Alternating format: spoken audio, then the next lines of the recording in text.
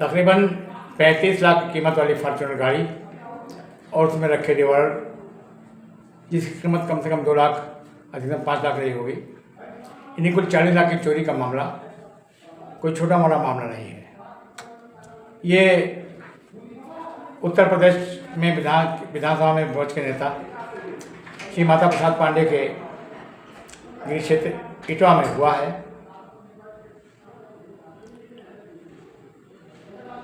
ये तालुकाखेज मामला जिसमें संयोगवश फॉर्च्यूनर तो दूसरे ज़िले की पुलिस ने बरामद कर लिया है, लेकिन रिवॉल्वर का ना बरामद हो पाना इटवा थाने की पुलिस पर सवाल या निशान लगा रहा है। आपको बता दें कि इटवा तहसील के जिला पंचायत सदस्य इज़हार अहमद की फॉर्च्यूनर गाड़ी 21 मार्च को उस समय गायब हुई थी जब वो नमाज़ पढ़ने के लिए रात में गए हुए थे। 9 बजे नमाज़ ख़त्म हुई, मस्जिद से बाहर निकले तो उनकी फॉर्च्यूनर गायब थी। उसमें रखा हुआ उनका रिवॉल्वर भी गायब था। बहरहाल पुलिस को खबर दी गई, पड़ोस के सभी ज़िलों को अलर्ट किया गया और इटवा थाने से जाने वाले सभी रास्तों पर गैर ज़िलों की पुलिस ने नाकाबंदी कर दी। तकरीबन 150 किलोमीटर जाने के बाद गोंडा ज़िले के मनकापुर थाने के ददौली पुलिस चौकी की पुलिस ने रास्ता रोककर तलाशी के दौरान चेकिंग के दौरान बरामद कर लिया। हुआ यूँ कि जब फॉर्च्यूनर पहुंची तो देखा रास्ता लोहे से बैरिकेड किया हुआ है। ये देखकर वाहन चोर गाड़ी छोड़कर भागने चाहा।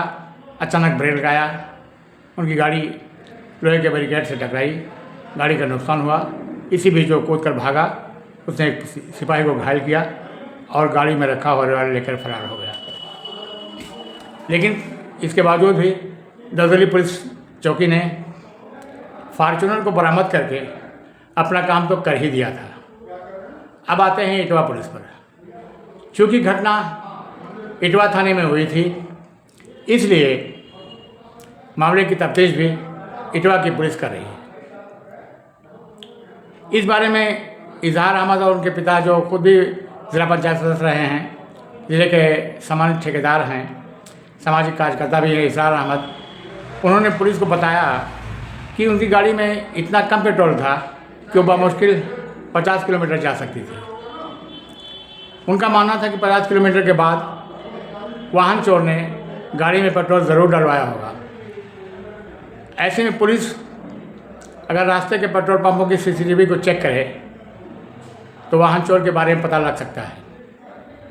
यही तर्क लेकर वो इटवा पुलिस के पास पहुँचते हैं, लेकिन इटवा पुलिस बार बार अपनी व्यस्तता का बहाना करके सीसीटीवी को खंगालने की कोशिश नहीं करती है। कौन सी ऐसी व्यस्तता है? ईद ख़त्म हो गई, होली ख़त्म हो गई, लेकिन पुलिस व्यस्तता का बहाना बना करके इस मामले को टाल रही है।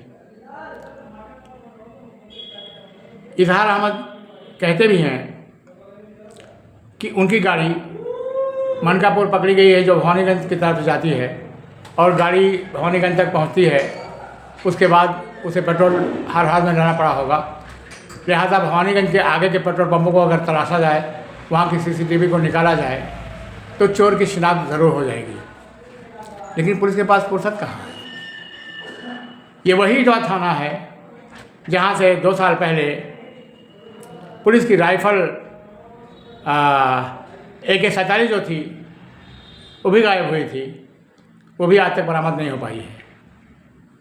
एक थाने की सिपाही की AK-47 गायब हो जाए, एक नागरिक के फॉर्च्यूनर जैसी उच्च टेक्नोलॉजी की गाड़ी कोई लेकर फरार हो जाए, उसी के साथ उसका रिवॉल्वर चला जाए और सरकमस्टेंसेस ऐसे बनते हों कि चोर को पहचाना जा सकता हो। इसके बावजूद भी पुलिस अगर मामले में दिलचस्पी नहीं लेती है तो इसे क्या कहा जाए। इस वक्त पूरे ज़िले में इटवा पुलिस की ये उदासीनता, उसकी कार्यप्रणाली चर्चा का विषय बनी हुई है। तमाम लोग जो इस घटना को पूरी तरह से जानते हैं, वे मानते हैं कि पुलिस कहीं ना कहीं इस मामले में पूरी तरह से उदासीन है। अब ये उदासीनता किस लिए है? क्या पुलिस को किसी प्रभाव में लिया गया है? क्या कोई राजनीतिक प्रभाव है या आर्थिक प्रभाव है? आखिर वो कौन सा कारण है कि पुलिस सीसीटीवी फुटेज को खंगाल नहीं रही है? आपको बता दें कि ग्रामीण क्षेत्रों में सीसीटीवी के फुटेज को बहुत दिनों तक संभाल कर नहीं रखा जा सकता, और इस घटना को हुए 15 दिन बीत चुके हैं। अगर कहीं सीसीटीवी की पुरानी फुटेज को उसके मालिकों ने नष्ट कर दिया, डिलीट कर दिया, तो फिर जो पुलिस के पास जानकारी का एक आखिरी साधन है, वाहन चोर को पहचानने का तरीका जो है, वो भी समाप्त हो जाएगा। इसलिए इस मामले को लेकर पुलिस को जल्दी करना चाहिए था, लेकिन इसके उलट वो पूरी तौर से चैन की नींद सो रही है। सवाल उठता है कि आखिर पुलिस इसकी बरामदगी के लिए प्रयास क्यों नहीं कर रही है। ये बात ज़िले के पुलिस कप्तान को भी समझना चाहिए कि जब ऐसी घटनाओं में पुलिस लापरवाह होती है